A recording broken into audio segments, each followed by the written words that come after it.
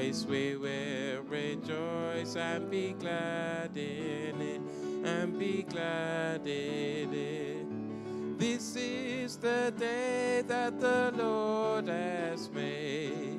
We will rejoice and be glad in it. This is the day that the Lord has. One more time, this is the day that the Lord has made. We will rejoice and be glad in it, and be glad in it. This is the day that the Lord has made. We will rejoice and be glad in it. This is the day that the Lord has made. Amen. Brother Joshua, if you can open us up in prayer.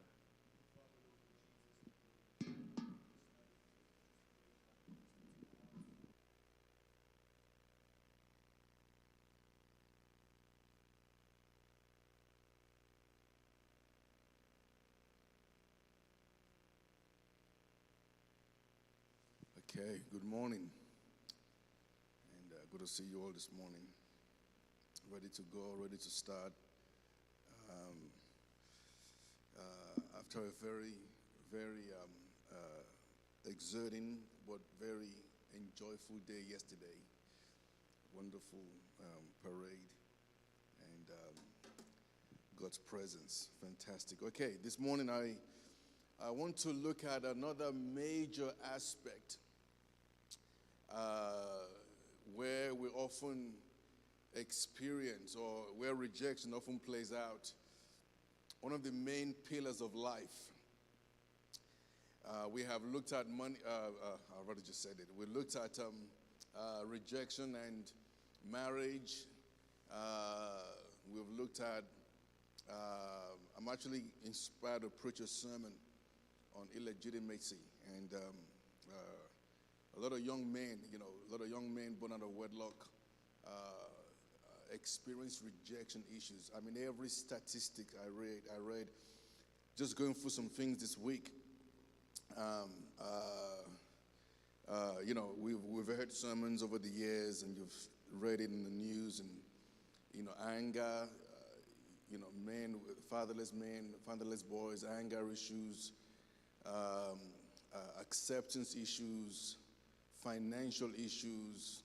And a statistic I read that threw me is that some said 80%, some said 90% of fatherless boys, at least 80 to 90%, end up in divorce. Can't keep a marriage. And with ladies, it's a little less. I think it's about 70%. And these are real issues, real statistics, and real. But thank God. How many thank God for salvation breaks the curse, and we can be free as long as we acknowledge and we let God help us. And so rejection and marriage, we looked at that last week. Today we're going to look at rejection and money. This is a very, if there's probably an area where rejection plays out, two top areas is marriage, money, relationships. And money is a real symptom. How you handle money is a real symptom, is a real telltale sign of the fact that there's something at work underneath the surface, rejection at work. Okay, so we're going to look at some scriptures. Now we're going to take our main text, Proverbs 11:24 to 26. And if anybody wants to read, Joshua, Exodus 32, 23, and 24. Not a lot today. Naomi, Proverbs 16, 26. But I want the NIV version. If you can get that, you should check your app. Actually, if you can do both New King James and NIV, so we can compare both.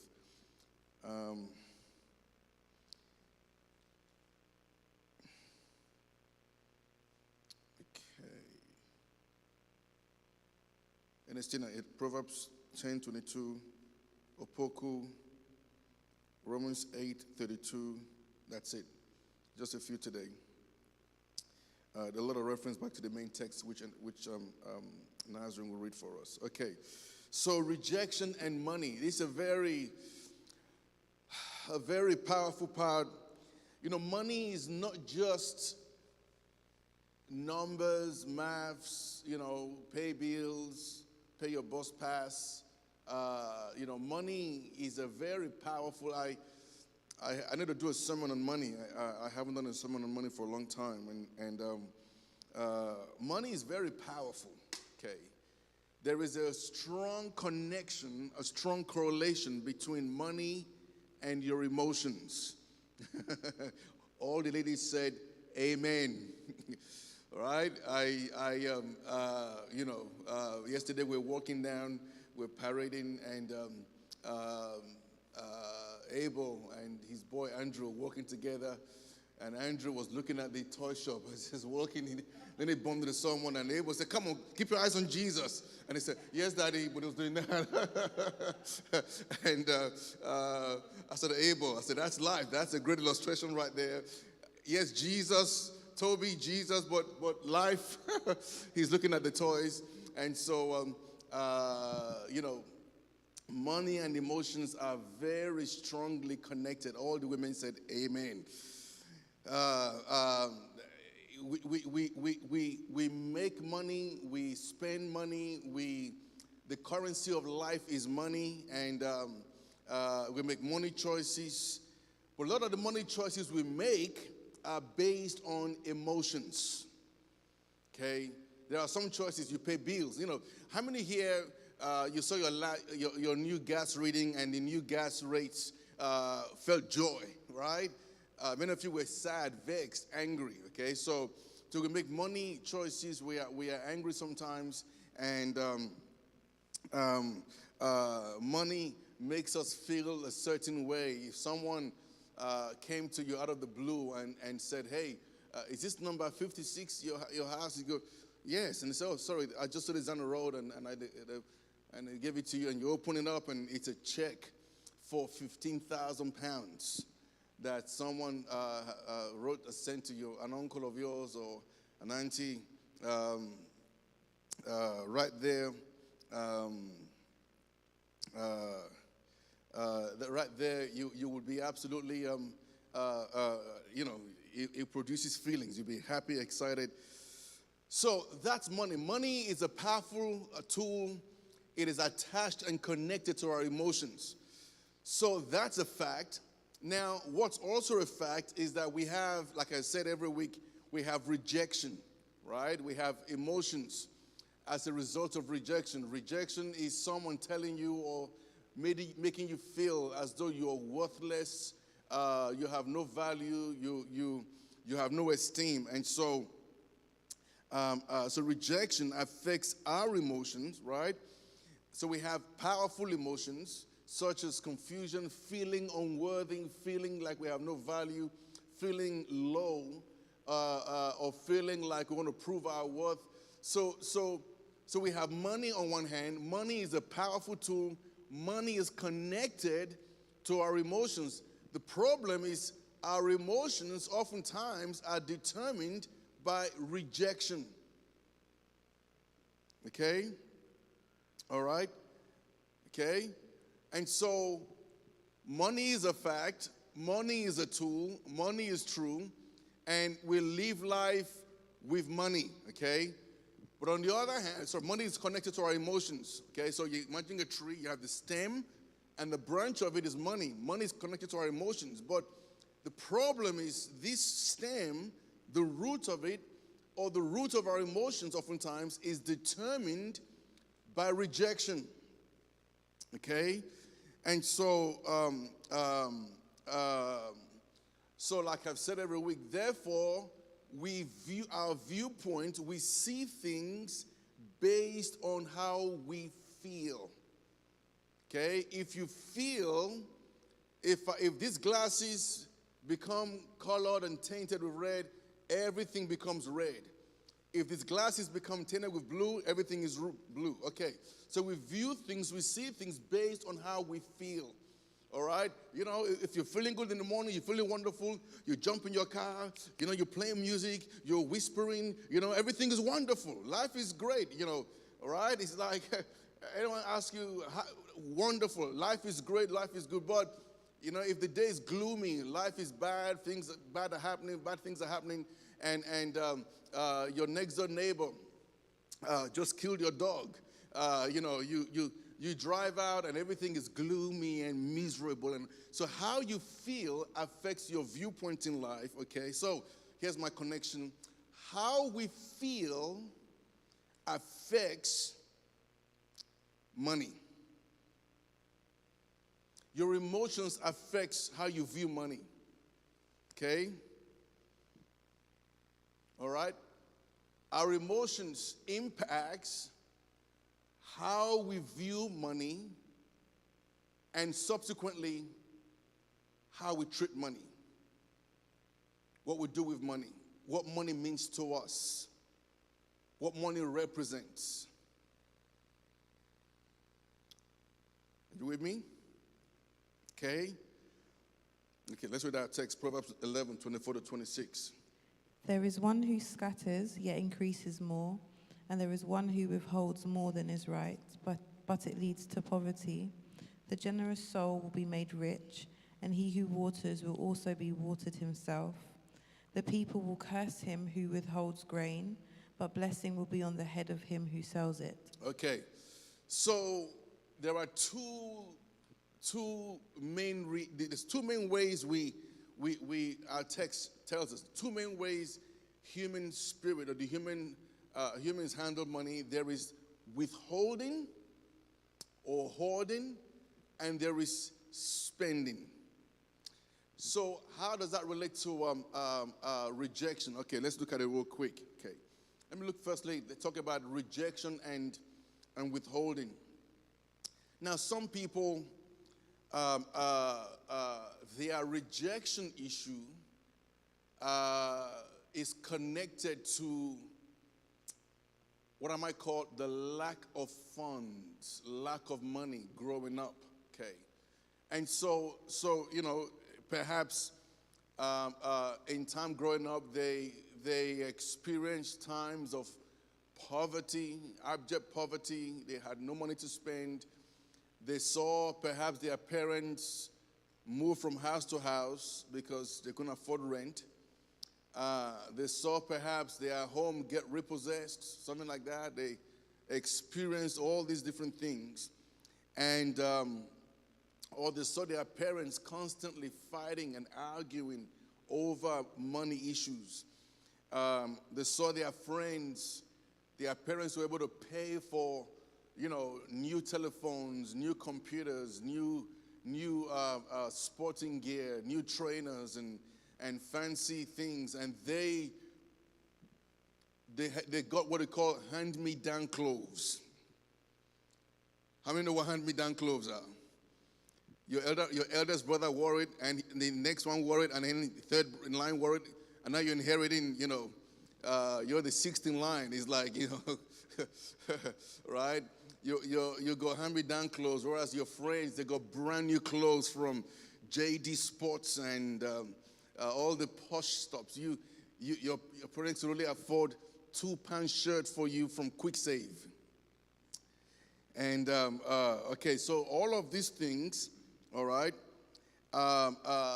these emotions affect how we view money, all right? Okay, and so what happens? So we have two major extremes. The first one is that it can produce an obsession with security. So now your mind is filled with the thought, I have to take care, and it is my responsibility to take care and protect the future. Now let me quickly put a disclaimer and balance. There is such, so if you can take your mind with me, and let me just digress for a little bit. There is such a thing, that kind of thinking, protecting the future, can be wise, right? It can be out of a healthy, wise spirit. It's called stewardship, right? And it's called savings. It's called planning. You know, you don't take your annual salary today, £1,000. You pay your rent at the end of the week. Your rent is £700, but you blew the £1,000 today. Hey, like, let's just eat it up today, right? And then weekend, you wonder why your landlord says, get out of on the street. You're homeless, right? You come to Joshua's house and asking, can I put up with you? I've been kicked out. And he says, sorry, you're on the street. Okay, so there's such a thing as planning, wisdom, stewardship. But what I'm talking about here is not wisdom, okay? But this kind of hoarding or this kind of obsession with security and the future is based on fear. I don't want to ever feel like that again. Okay? Right? Are you with me?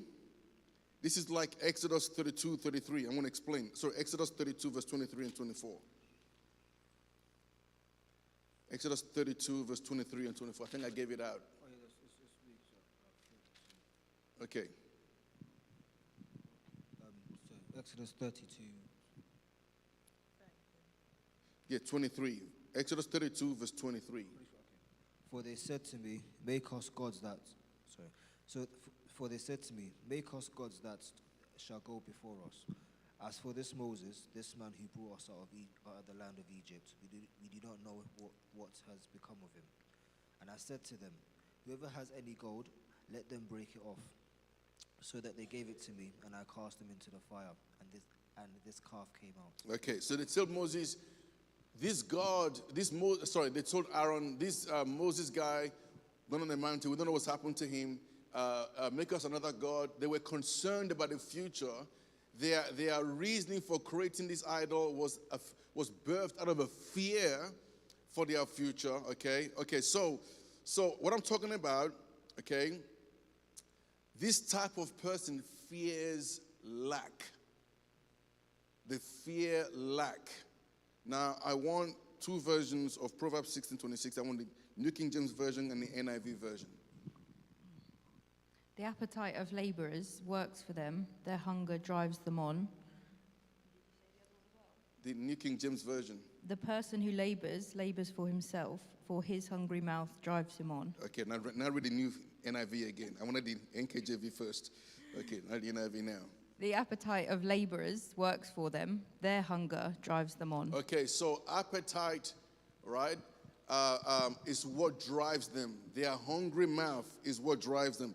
Another translation says, their fear of lack is what drives them. So, okay, so this is the kind of person, they can have a house full of stuff, but still work 4 jobs a day because they are afraid one day I might not have enough. A fear of lack. So this type of person, they struggle with tithing. They struggle to start, to give, because what motivates them is a fear of lack. They're afraid they might never have enough. Okay? What drives them in the back of their minds is that I might never have enough. I might never have all that it takes. And so that's what drives them. Okay? And they struggle to give because, I might not have enough. They struggle to tithe. I might not have enough. They struggle to be content because I might never have. So they're always thinking about what drives them is like. Again, let me get the balance clear. There's wisdom in savings. Okay, when you save, you're not saving because one day I might not have enough. You're saving because one day I want to do something more profound. I want to buy a house, buy a car, establish something with a family. And so you save for that purpose because you want to invest in the future, or perhaps you have an investment, right? Because you want to multiply and compound what you have. That's wisdom. That's great. That's awesome. The Bible encourages that. And that's a whole different sermon. But this is not. This mentality is not birthed out of that healthy mentality. This is birthed out of fear. Okay, and so because it's a very weird spine, because it is birthed out of this fear that if I don't have, if I lack, then In other words, my security is gone, right? And so that is birthed out of rejection, because then you feel as though, you've been rejected, you have no worth, you have no value. And so now you are hoarding, or you are overworking, exerting yourself, because, even if you have £1 million in the bank, it's still not enough, because just, by the time we've done this, done that, we're going to have enough. We're going to get £2 million. And then you have 10. Well, just in case, another crisis happens and war in Iraq breaks out, and the cat next door eats the dog next door, then we won't have enough. And then so you're always, a fear is driving you. You never. So the text you read, their hungry mouth drives them on. Or another translation says their fear of lack. Their fear of lack drives them on. So that kind of person hates to spend. Right? Verse 24 of our text.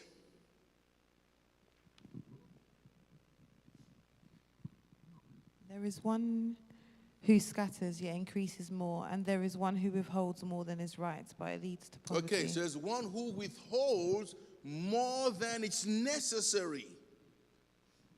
All right? And so they don't want to spend. They are afraid of spending.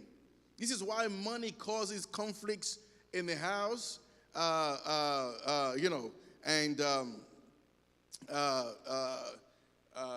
even if you just discuss the possibility of, and I'm not talking about, the reason why it causes conflict. I'm not talking about, some guy just wake up and, you bought a new Mercedes-Benz. Gee, I'm talking about even the talk of money. Hey, by the way, can we buy a new bulb? We can buy a new bulb. What if there's a recession and financial crisis collapse? Have you heard of the Great Reset? We'll have no money, and how much? 60p for a bulb? No, we can't do that, right? And they can't spend a dime because they are afraid of lack. All right? Listen to me. If money is causing intense emotional reactions, there's a problem. And the problem is not what your bank statement is saying. The problem is right here. The problem is right here. Okay? All right? And so what happens is everyone in the family suffers because you are afraid to spend money. Okay? All right? And so and along with that comes hoarding, there are some people, they hoard, they keep everything. How many here, don't put your hand up, how many here, you hoard everything? You hold on to unnecessary junk. Don't put your hand up, all right? I can see right now, some people are laughing in conviction, and, I can't let go of this stuff. What if I need it later? And guess what? Can I, you've outgrown those clothes now. They don't fit you anymore. That computer is out of date now, and that phone, I still have my very first phone, mobile phone. Now, I'm not a hoarder or a junkie like that, The reason I kept it is because it's a souvenir. There's a story behind it, and it reminds me of that story. Now, my wife hates to keep junk. And sometimes I'll be honest with you, I'm a bit of a junkie myself. And so, but I thank God for my wife, because she just goes in there. She goes, "You don't need this." Nope. She's brutal. But it helps me, right? It helps me clear. It's called decluttering. But some people, it's out of that. They keep stuff, right? And I could sell it one day, my neighbor gave it to me, and my friend at primary school gave it to me, and so, but you don't need it now. I know I don't need it. Maybe my kids will need it. Maybe my grandkids will need it. But your grandkids will be writing, in computers, but somehow, and a typewriter, the old typewriter that you have to punch to get a word out. My grandkids might need that. No, they won't. And so, but people keep junk. It's a spirit, and oftentimes it's the spirit of what if fear of lack? I can see I've just touched on a few people's habits right there. Maybe you might go home and repent this afternoon. Okay. So that's one aspect of how rejection, or the feeling of rejection, affects how we view money. It affects it in the sense that we hoard, we keep, the fear of lack is what drives us. We don't want to spend. We don't want to pay. We could have a mountain hole of money, and yet we're maintaining 4 jobs because we're going to have, keep, because we're afraid of lack. I don't ever want to be lack, because when we lack, this is the issue. Okay, here's my point. The lacking in our minds equates to worthlessness, right? I am worthless because I lack, right? And so you go out with your friends, there's a fancy shop, clothes, and I'll buy that dress, I'll buy this, and you haven't got the money to buy. Therefore, in your mind, I am worthless. So as a result, so never to feel that lack is we want to hoard, we want to keep, we want to have everything and keep everything and try and amass more. Oh, I thought that was my phone. I thought my phone was connected to the Okay, so we want to amass more, and as a result of that, we hoard, right? And so that's because we're driven by fear. That if I lack somehow is a statement of worthlessness. Isn't that amazing how these deep emotions affects our daily practical life and living? Okay, so now that's one aspect. The other branch of that is rejection and spending. This is where I'm actually going to. Okay, somehow rejection affects. Rather, what rejection does is that we view money as a way to fix the negative emotions that rejection births in us. To this person, money produces emotions, and money produces, or spending money produces how you feel about yourself. Okay? All right? So money becomes a drug, a way to escape problems, a way to escape feelings of sadness, feelings of stress, feelings of depression, and feelings of worthlessness. Okay? So shopping becomes an oxytocin hormone addiction. Now shopping becomes a way to fix this worthless issue. And so now what we tell ourselves is my worth is based on how much I spend, how much I buy, what I wear, what I have, and money becomes this medicine, okay? And so our worth is now based on, I feel like I'm worth something because I am buying some things. You get it? Right? And so my purchases, right, is my worth. You know, I wear designer labels because that makes me feel like I have got some worth. I wear designer bags because that makes me feel like I'm worth more.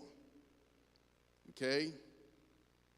All right? I am worth more. You know, in Lagos, we had unbelievable. We have,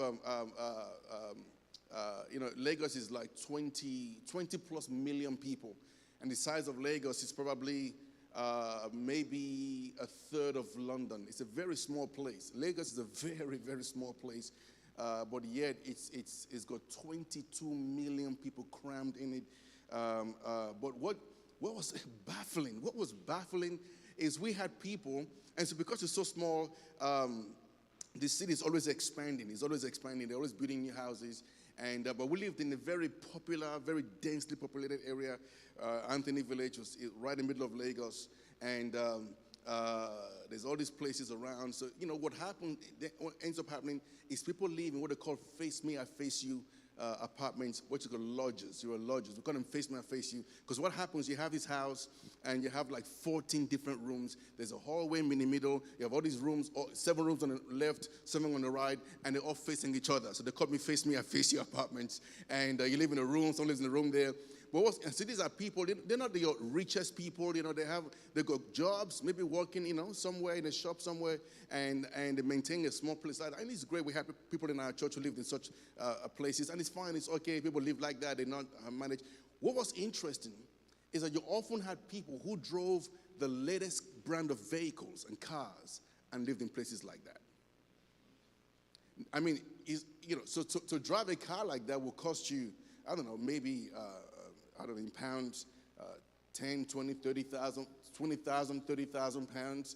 They'll have a car like that, but living in a shack. But when they would drive, we had a guy who came to our church. I think I mentioned to you one time, he came into our church and he looked at everybody, young people, all excited for God, and he came in dressed up. He went to a church called Trem, dressed up all nice, and would hold his head up high and like he's some big shot, and he lived in a place like that. But when he drove his car and dressed up all nice, in the public's eye, he looked $1 million. But this is the problem, right? In his mind, his worth was how he presented himself to people. The reality is he wasn't worth a dime of what he actually presented. Okay? So there are people like that, is that money becomes this thing that is if I'm, I just can't buy, a normal watch. It has to be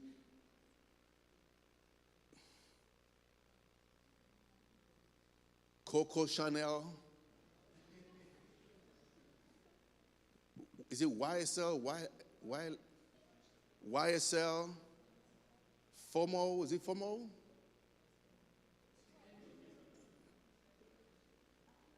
Right? Come on, guys, come on. Don't pretend you don't wear brands. Yeah. Oh, no, watch it, whatever. Rolex. No, those as well. What? Oh, it's come alive now. Everyone say that. Go on, tell me your brands. Huh? Gucci, Chanel, Valentino, Zara. No, the Zara is cheap. Who said Primark? Someone said Primark. Come on, Primark. We're going to lay hands on you. Sorry? Gucci Esther.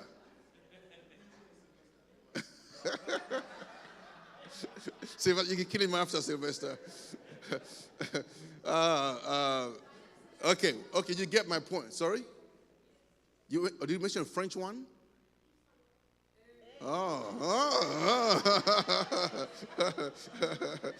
Guys, take note.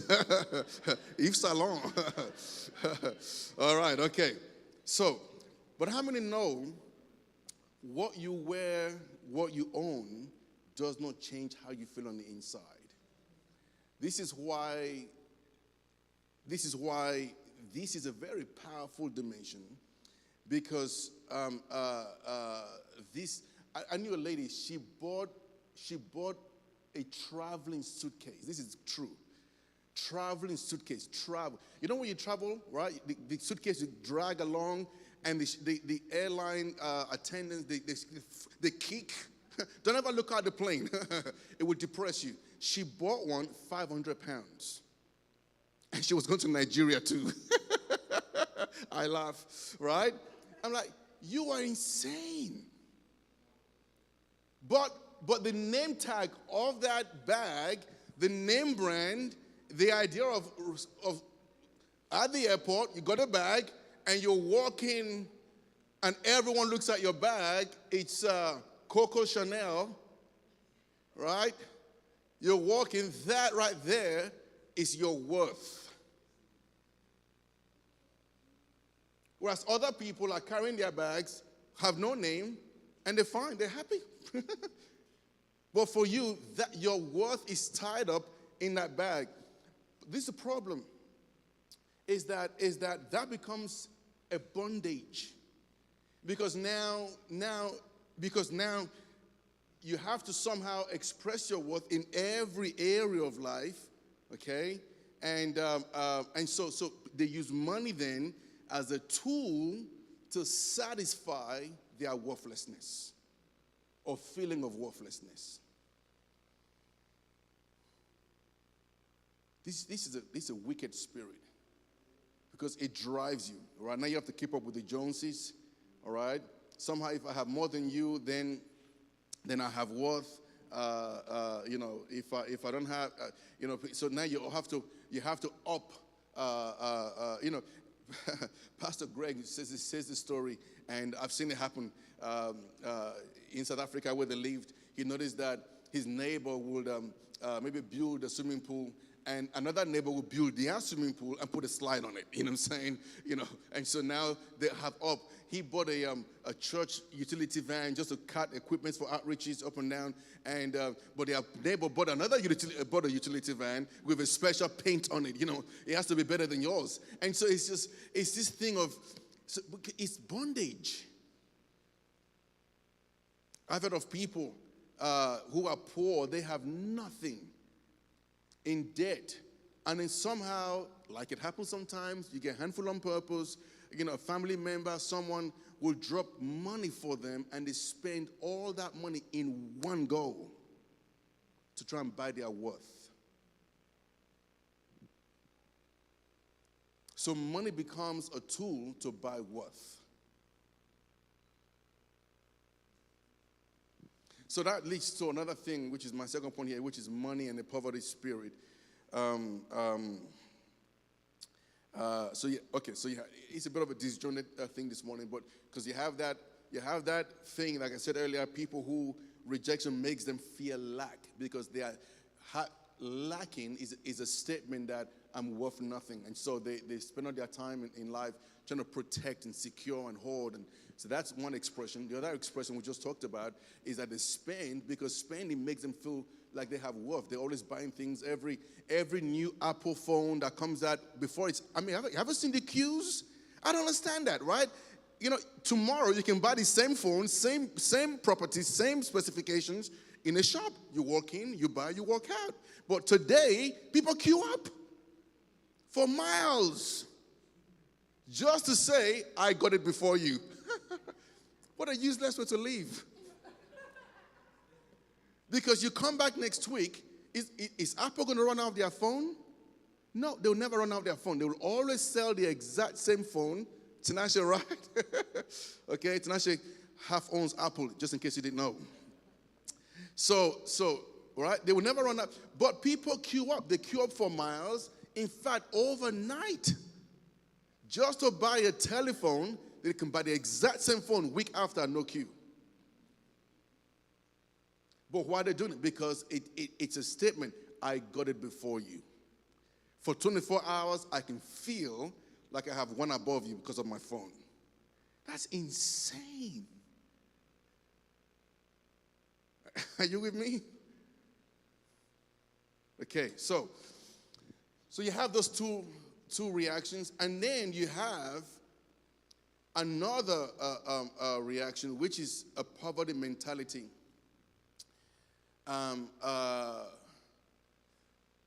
Some people, again, understand this rejection feeling plays out in different modes, okay, in different ways, in different people. Some people, what it does, for the first people, it makes them feel like if I lack, it makes me feel worthless. For the others, the more I have, the more I feel worthy. There's a third category, and that is a poverty mindset. Because I feel worthless, therefore, I reduce everything around me to how I feel. Okay, and such people have a poverty mindset. I should not own anything. I shouldn't have anything. They cannot enjoy blessing. I don't deserve this. I don't deserve it. And therefore they reject having anything. All right? They don't enjoy blessing. They feel compelled to give it away. I don't deserve this. All right? Proverbs 10 verse 22. The blessing of the Lord makes one rich, and he adds no sorrow with it. Okay, so you hear that? The blessing of the Lord makes one rich. There's something wrong with riches. Everyone's come alive. Really, Pastor? Okay, all right. But these people, they feel worthless, and therefore they live in such a way that they reduce their riches down to how they feel, okay? And everything has to be low class, broken, trashed, junk. It matches their opinion. You know, there are some, when people, listen, two extremes, right? You know, what's the balance? I'm not saying that, you know, there are some people, everything has to be, like I just said, first class, right? Even their travel suitcase has to be £1,000 worth, right? It makes them feel, okay, that's one extreme.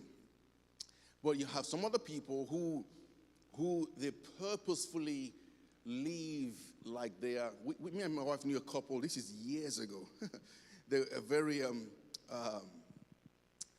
good couple. They were very good. In fact, when we got married, they blessed us. They spent money at our wedding. We were very surprised. And it surprised me one time. This is when computers first came out. The guy was a computer programmer. They were in our church in Walthamstow, a computer programmer. And these are the days when people earned, if you earned £1,000 a month, you were considered living above average. This was back in those days. Some people earned average salary was between £600 and £800 a month. This guy earned £7,000 a month. Yeah, he was in our church in Walthamstow, and that's why we got blessed in Walthamstow. His wife earned about £1,000, £2,000 a month. They were a really blessed couple, but some people live humble. That's fine. That's okay. This couple chose. They only wore secondhand clothes.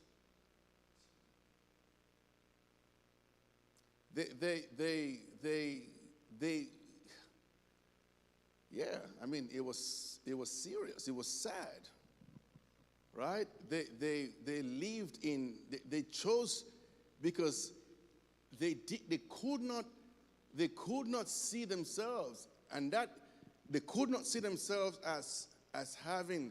It used to surprise me. I mean, I was young. I liked trainers. You know, some young kids. You know, new trainers, new clothes. But when we find out, because we thought they were poor. In actual fact, there was a time that I actually sent them £50 just to help them. I thought that these guys are poor, they have nothing. I kid you not. And then I found out he was earning $7,000 a month. I want my money back with interest in proportion to how much you earn. That makes it £700. Give it back to me. All right? And so I was shocked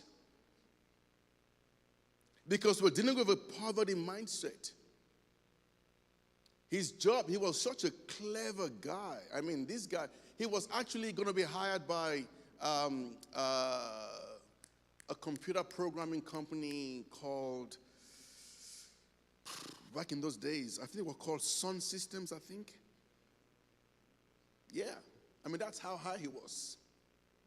This guy was so high, and I'm not exaggerating, he could be a Microsoft himself. That's how good he was.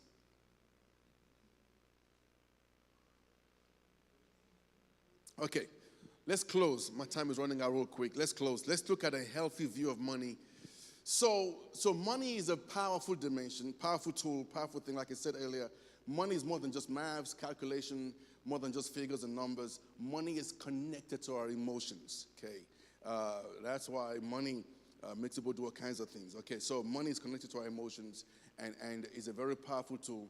So what is necessary, what is needed is a healthy view of money. How should I view money and how should I treat money? Okay, so a healthy way of living for you and I who are saved and born again is everything should be viewed from God's perspective. How does God view money? Okay, how does he treat money and how does he want us to view money? And so a couple of things. Number one, we have to be healed of whatever pain and whatever rejection feeling we have on the inside. Because if how we treat money or how we view money stems from wounds and pain and rejection feeling, worthlessness, value, lack of value within, then that has to be healed first. Okay. People go to all kinds of financial classes, stewardship classes, money management, They get prayed, and nothing changes because this has to be healed first. Okay, and then when that is healed, there needs to be a forming of a correct view of two things. Number one, of your worth and value. Okay, all right. Money should never be what dictates who you are or your value. It should be God.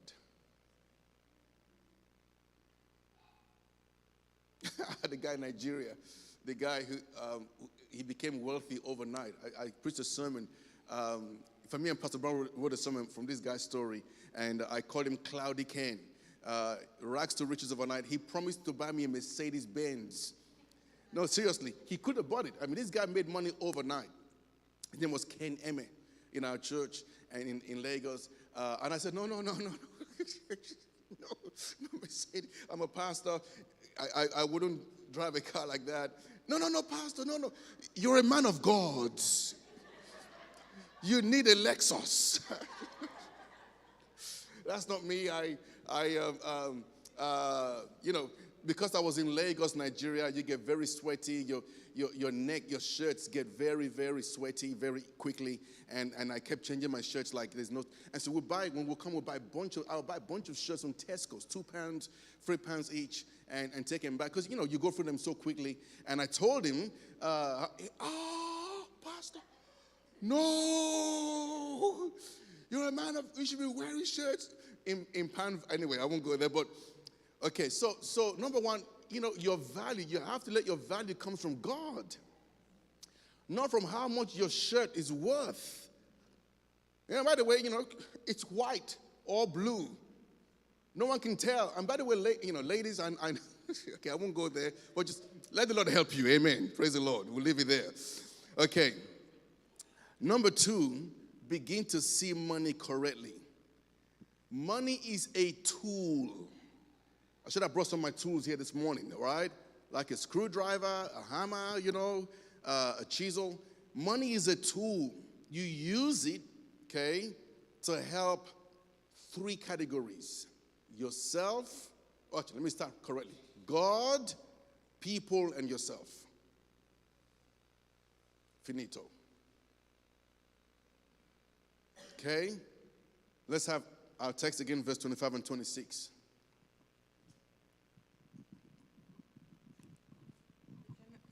The generous soul will be made rich, and he who waters will also be watered himself. The people will curse him who withholds grain, but blessing will be on the head of him who sells it. Okay, so listen to me. Number one, God does not mind his people getting blessed and financially rich and blessed. In actual fact, there's a whole sermon that I preached in the past. I like to do money series a lot because I like to help people financially. It's good to invest wisely. It's good to have money. God wants his people blessed financially, right? And when you're wise and you're a steward, it's good to have that and invest Abraham was very rich. All right? Paul abased, but Paul also abounded. Okay? And Romans 8 verse 32. He who did not spare his own son, but delivered him up for us all, how shall he not with him also freely give us all things? Okay, so freely give us all things, and but the key to financial liberty or financial freedom in your mind, okay, is generosity. The question you always have to ask in your mind is, if God told me to give it all away right now, can I do that? If you can't, then you have a poverty mindset. But if you can, which our text says, then as we say, if God can get money through you, He'll get money to you. The issue is generosity. Listen, I am not worried about wealthy people. It doesn't, we live in the UK and our mindset is very bureaucratic, 9 to 5, and you earn, but think about it this is a different sermon entitled in a normal church atmosphere, in a country like ours where biggest pay rise is 5% in a year, 10% in a year, assuming that everyone got pay rise in that 1 year, then the church finances can only ever grow by at most 10% in 1 year. Well, kingdom needs exceeds 10% in a year sometimes. Can someone say Portugal? Right? Okay, so how does that happen? Well, God has unlimited money. He has access to that, and He wants to bless His people. And so I believe in uncapped wealth big time for God's people. And so, but the issue is not so much, the issue is liberality, freedom to give. All right? I was telling Pastor Brown when I first came back, it's funny, the mentality I came back from missionary work with is the mentality of absolute, I've seen God bless people in ways you and I could never dream of in the UK. And I've seen them give in ways that is unbelievable. And so, okay, so the key is to breaking this curse of insecurity and worthlessness is generosity. Okay, is letting God bless you and you've been a blessing to others. Proverbs 11, our text, verse 24 and 25.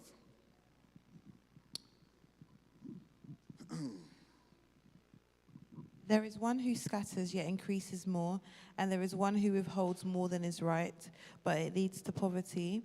The generous soul will be made rich, and he who waters will also be watered himself. Okay, so 3 things. Release to God, tithes and offerings, pledges, okay? Give to people, and look after yourself. There is nothing wrong with buying a house, a car, a nice car. All right? There's nothing wrong with that.